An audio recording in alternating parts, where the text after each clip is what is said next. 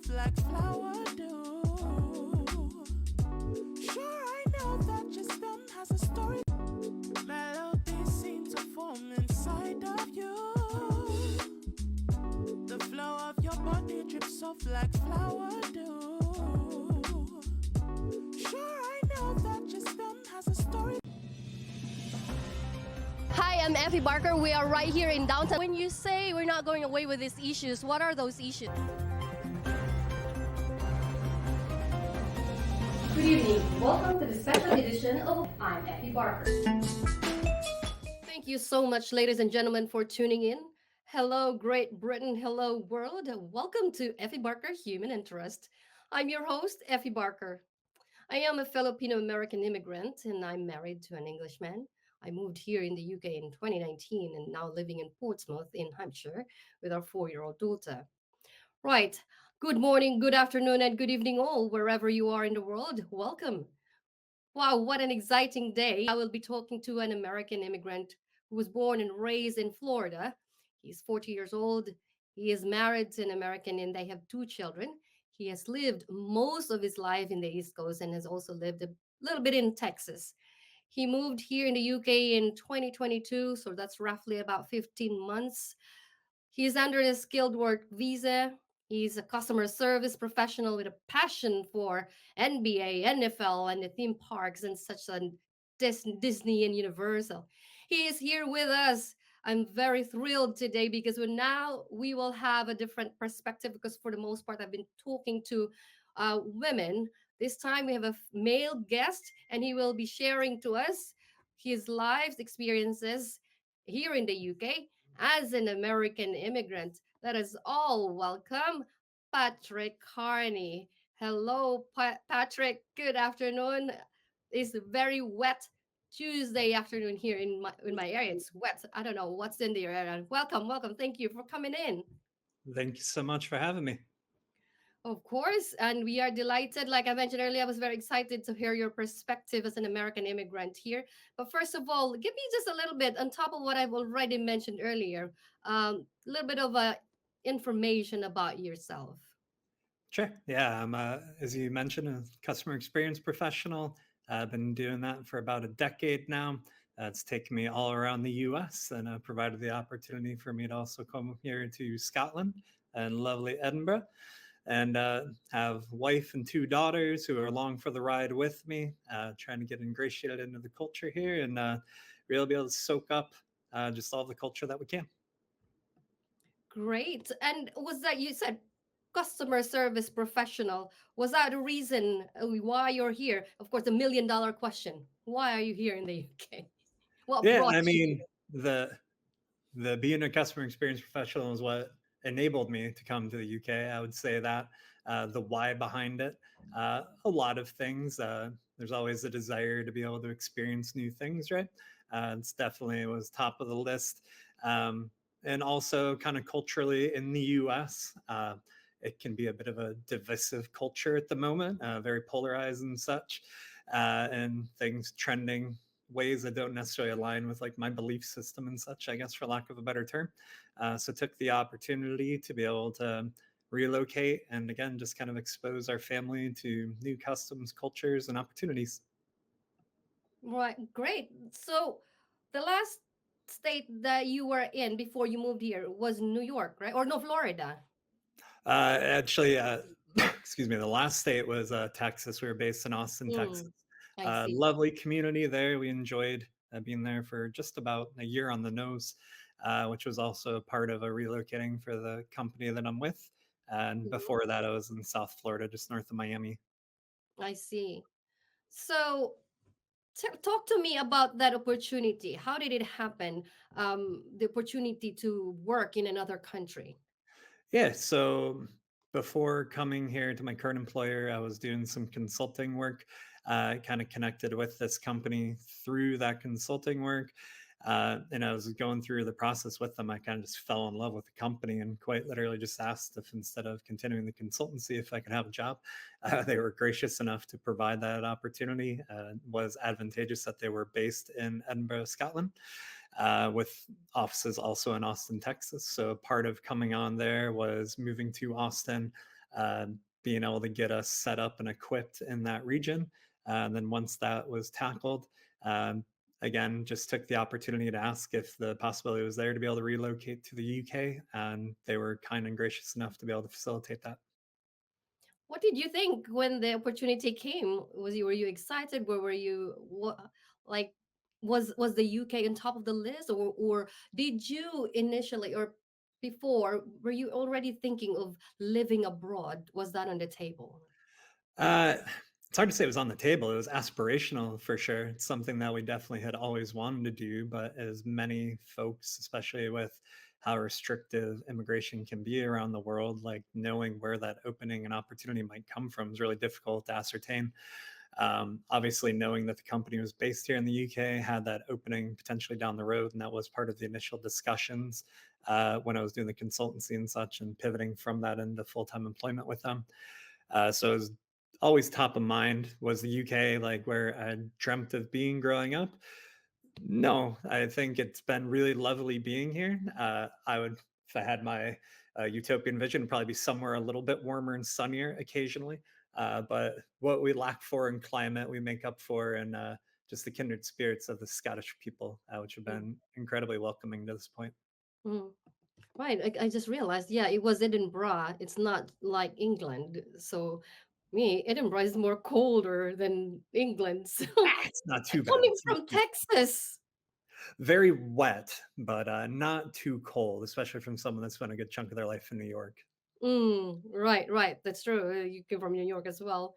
But how was the adjustment to the children as well?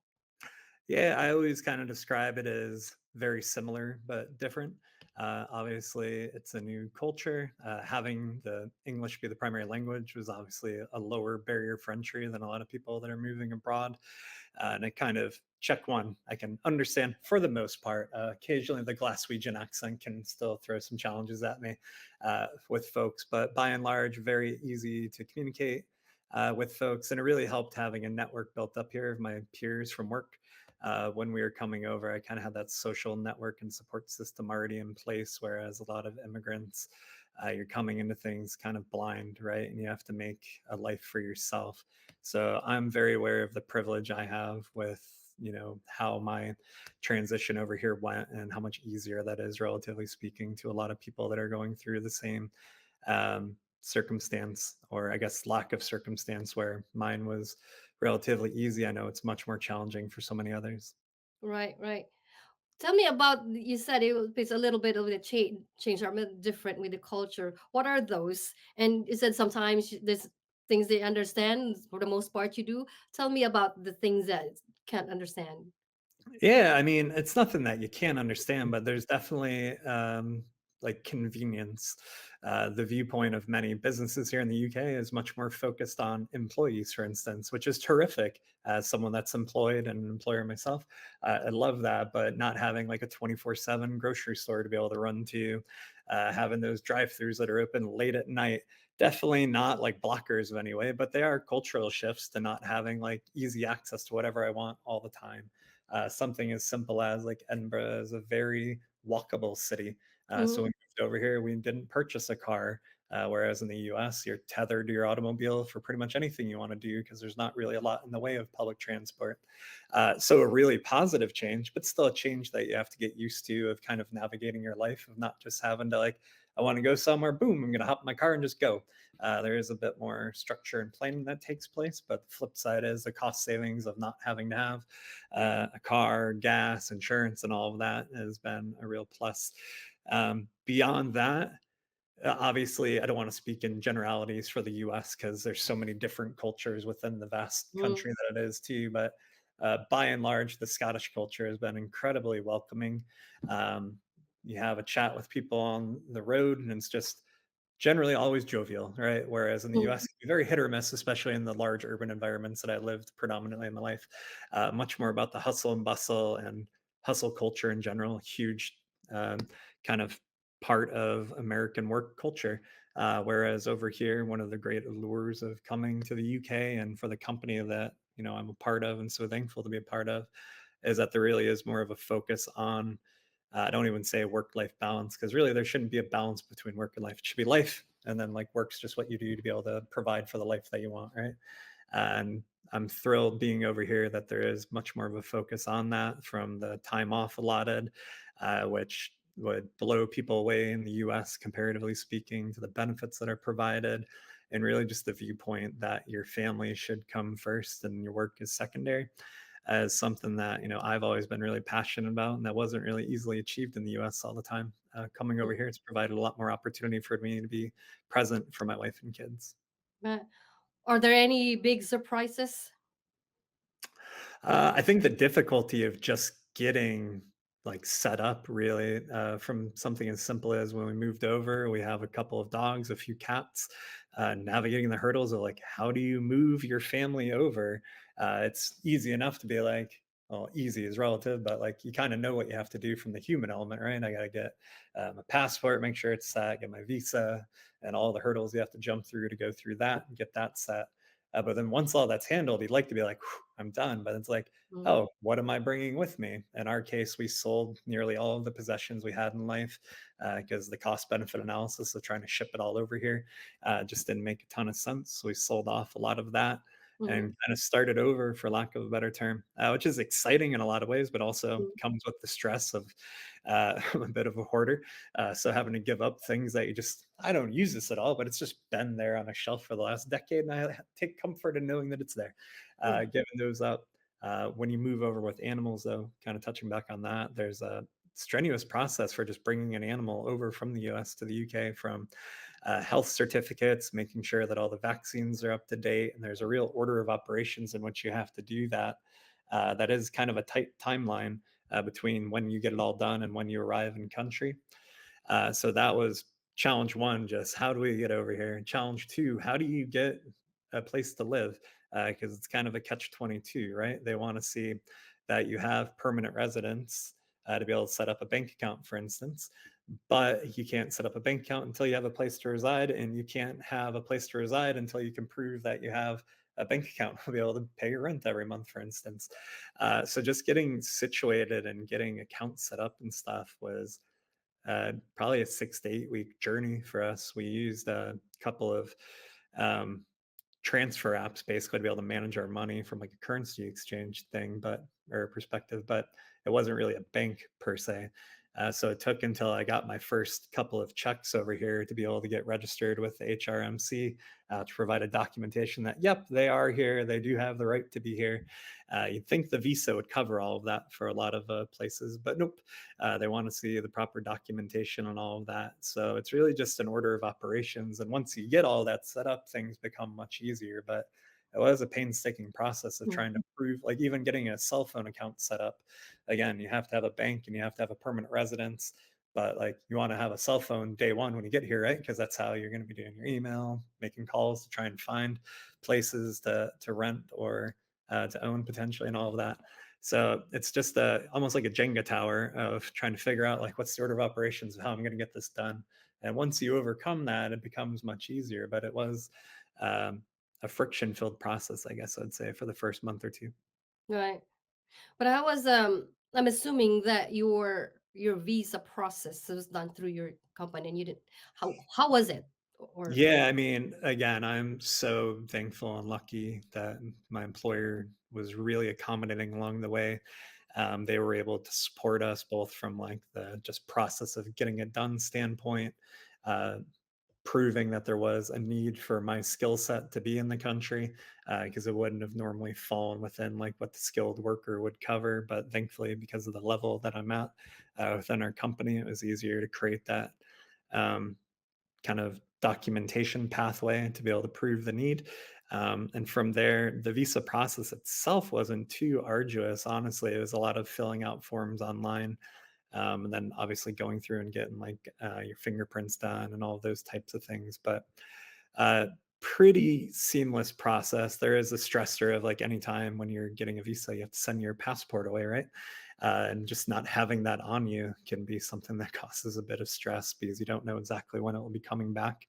But for us, we went the expedited route with it. So we were really, from the time that like everything was submitted, it took about 3 to 4 weeks, I think, before our visa came back, which again, I understand is pretty quick comparative to the experience a lot of people have. So, again, I know I've said it a lot, but I just feel really privileged and lucky with the experience we had because it was so much more seamless than most people encounter. Yeah. Well, how about the documentation? Was it difficult? Was it a lot? What were they looking at? Yeah, I mean, they want to know just previous addresses, previous employer, um, being able to validate that there is the need again for your role and that there's not a Mm, commensurate level of applicant within the UK already. The company mhm. had to be able to prove that the skill set I would provide was unique. One That second. Who needs to prove that there was a need? Was it you or the company or? The company, they basically have to go to the UK government. I forget the exact verbiage that's there, but for the tier two visa, uh, they have basically a bucket of if you fall into these types of roles, there's a need across the country, and you can file like on your own without a company. The route that I went, my company basically had to showcase that the position that I was already in something that there was a need of for in the business and a lack of suitable applicants within the UK that they'd be able to bring forward for that position. So you have to demonstrate that there's a need and like why you're bringing someone from abroad over to fill it, basically. Right. Yeah, America does that as well. Like when companies and employers as well are required to provide that information. But so you've lived here for roughly 15 months already. And how was your interaction? You've touched a little bit of that earlier, but how was your interaction with your people that surrounds you, your community? Yeah, I mean, harping on it again, I was lucky that I had a community kind of already built up. I had spent a little over a year with this company already, interacting with the large team that is based here in the headquarters at Edinburgh. So when I moved over, we kind of had that support network to be able to lean on and ask all those questions that maybe we feel a little ignorant of asking just the general public or going to a Facebook group and hoping that you're getting the right advice, right? So I had our HR team here to be able to lean on and just ask, like, does this seem right to you? And like looking through like a rental application, because there are nuances in how it differs from the US to the UK and everything, obviously. So it was great just having a community to be able to rely upon for like a sense check of things to make sure that I'm not being the ignorant American and making assumptions that everything's the exact same, and then being alarmed when it's not. I was able to have people that I really trusted and I knew had my best um, kind of intent at heart to be able to just vouch for me and give me advice and such. And that was invaluable because coming over blind, like obviously it has its enough stresses as there was, but I can only imagine if you're coming over without that support network in place. Hmm. That's really good to hear from you. But was there any toughest experience at all other than the things that you've mentioned earlier before moving here, where about the animals and moving the whole family? When you living here already, what's the toughest so far that you have experienced? Yeah, I mean, the absolute most difficult, again, was the first month or two of just figuring Um, out where we were going to live. yeah, We had set up to rent an Airbnb for the first month or so that we were here. We setting thought up. we had found a place to live in permanent. Beyond that, we moved in there and within a couple of days realized like this is really not the right fit. Thankfully, we had a bit of time left on our Airbnb rental, so we are able to go back there. But then you're in the panic of it's almost Christmas time, we don't know where we're going to live in a week because our Airbnb is up and they already have bookings for the following month. Quite literally, like, are we about to become homeless after only living here for a few weeks? It's a stressful situation because, you know, if you're just an individual, you can generally make do or something, right? But when you have, you know, wife, children, animals, all your possessions that you did bring with you that fit inside of a suitcase, like, where are we parking these? So there was a lot of stress involved with that, just figuring out how are we going to do this. And then when you are, you know, an immigrant, there's you don't have an existing line of credit built up, right? So when you move over here, that was something that I honestly wasn't aware of when we came over, is that like your US credit history doesn't follow you to the UK. You start over fresh, which can be good or bad, but it's functionally like being a college kid in the US all over again, where you just don't have a credit history. So it forced us to get into having to pay several months up front to be able to be the best candidate for a rental property, for instance. And being in Edinburgh here, it's a very competitive market to where you're going up against a lot of affluent people that have uh, pointedly more money in the bank than I do to be able to say like, hey, we'll just pay a year up front for our rent. I didn't have that flexibility to be able to do that. So just being able to find a place that you're really comfortable, that you want to settle down with your family, not knowing the neighborhoods, the regions, and such. There was the solace of knowing that by and large, like Edinburgh is far safer a city than Miami was when I lived there, Austin and Texas and such. Not that there is anything necessarily wrong with those cities, but just like there's no guns by and large here in Scotland. Violent crime is much lower. So there wasn't quite the fear of like we're going to end up in a bad neighborhood necessarily, but is it going to be a convenient neighborhood for like the commute to work? How is it going to work with relying on public transit? Is it going to have handy, boarding points to be able to get to where I need to go to the office and such? There's just a lot of unknowns that you can make assumptions that you think you know, but until you go through it, it's a stressful situation. Right. So it's more of listening from you. It's more of like the setting up that you struggle the most, setting up with everything else in a new environment, new country. Absolutely. And then I think adding on top of it, like it was easy for me because I had a built-in job when we moved over here, right? My wife, Right. on the other hand, she was a strong proponent of wanting to move over, but I don't think we realized quite how hard it would be for her to transition her skill set and her career experience over here because there's not quite the same level of industry that she was used to where we had lived in the US. So while I had, a really solid paying job and such coming over here, we didn't have an income from her for the first 6 months or so. So the savings that you have built up is like your kind of a just your safety net, so to speak, starts draining and draining, and you're like, oh crap, because being pointed, I understood that I'd be taking a bit of a pay cut coming over here just because salaries in the UK by and large are a bit reduced compared to like the US counterparts. And then obviously tax rates over here are, fairly significant compared to the US as well. So you understand what you're going to make, but we kind of made the assumption of, she's always found a job pretty quick. It'll be easy peasy when she came over. And not that we were relying upon that, but we certainly didn't have an expectation that it'd take 6, 7, 8 months to find like that security on her end to be able to supplement my income. Right. I have so many questions that's running on my head already, but I don't want to miss this one question because I just spoke with an American immigrant also yesterday, and she's also on a work visa. So how was the tax? Because you mentioned about the tax and being a skilled worker and the fees in school.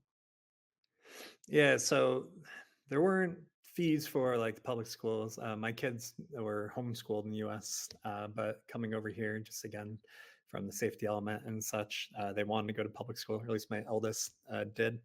So she has enrolled in school here. There are no fees as far as that goes, but there are fees through the visa application process that go beyond just like the visa itself, such as the healthcare surcharge. So it's one of the great comedies of immigration really around the world is when people claim like, the immigrants are eating up my tax dollars. I pay more for health insurance here than any native UK person does because there's a surcharge for every year that your visa is. I think it was £550, £600, something like that per person per year. So a quite significant amount to be able to get in here that was paid right up front into the UK government. And then I still have to pay the same taxes and such that anyone that is native to the UK does that feeds into the NHS and all of that. So I don't have any complaints about the taxes. It is what it is. And I'm happy that it goes to things like universal healthcare and such to make sure that people that are disadvantaged still get the care that they need. I love that, but it is obviously a bit of a culture shock because it is a pretty sizable difference in the tax rate compared to like what I paid in the US, especially coming from Florida and Texas where there's no state income tax, for instance. So even compared to the US, I was in very tax friendly areas, and then moving to a European country and the just different belief system and such, which again, I'm supportive of, but it is a reality check when you start seeing that tax rate come out of your check and you're like, oh. Yeah. How much is the tax for the working visa? Is that different from the regular person? No, but it just goes purely on your income bracket. So Mm, you get I taxed see. the same as anybody else that makes what I make here in the UK. Mm, It is an interesting thing in that, like, I didn't realize again that it was actually not quite as arduous as I expected. Because you hear, oh, they have these tax rates, but how it works here is that you don't actually enter the tax rate until you've earned past whatever the lower bracket was. So you hear these like wild numbers of like 20 to 40% tax rates, not realizing that you have to cross a threshold before you get into like those higher end tax rates and such. mhm. So you're saying that you didn't pay a fee for your kids in school, or are they in public school, or? Yep, there are no fees attached for them to be able to go to school here in the Scotland, at least. If they wanted to go to university, which is free, obviously, for residents of the UK, there is a fee for that. They don't get free college. It is still, by and large, cheaper than it would have been for them to go to college in the US. Uh, Mm, but for the high school age that they are right now, there were no fees attached to that at all. mm, I see. That's interesting to know. What can you tell us the biggest differences between the US and the UK, and the shared values, if there are any? Uh, I don't know if I can say between the US and the UK, but like being someone that's in customer experience, I'm someone that interacts with people all the time. And I do have a firm belief that humanity by and large is good.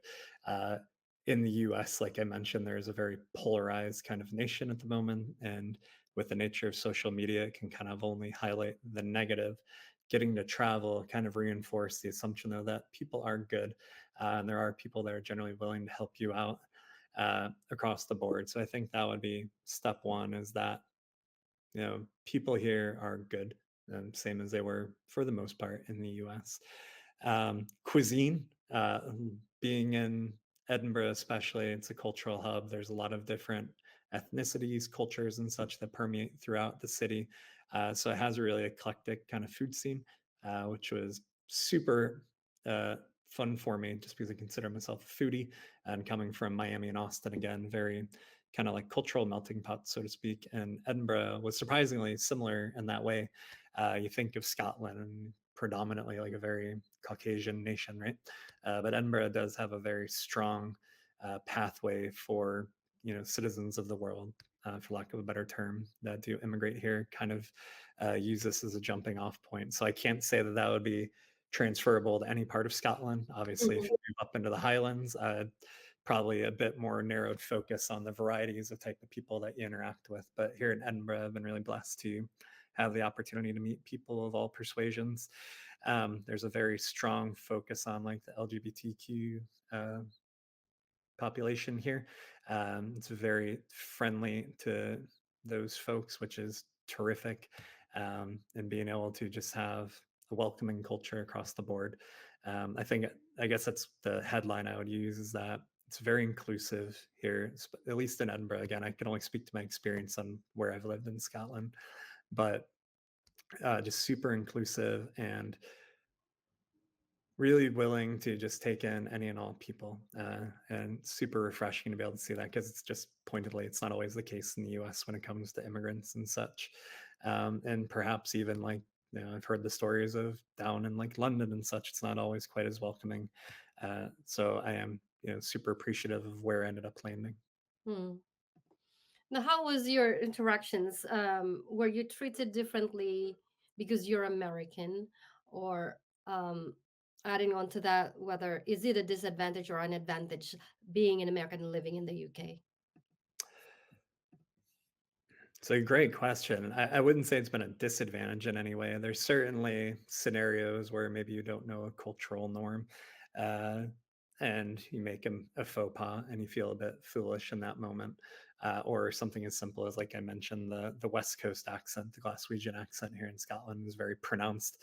And not being someone that's attuned to that for my entire life, it can sometimes be difficult to be able to understand the accent at times, which could be a bit problematic. But uh, I haven't viewed any like negative connotations and such. Where I can say that was starkly different is, we've been through France a couple of times in the process of coming over here, and when in France is definitely, at least in Paris, was quite a negative connotation associated with us being American.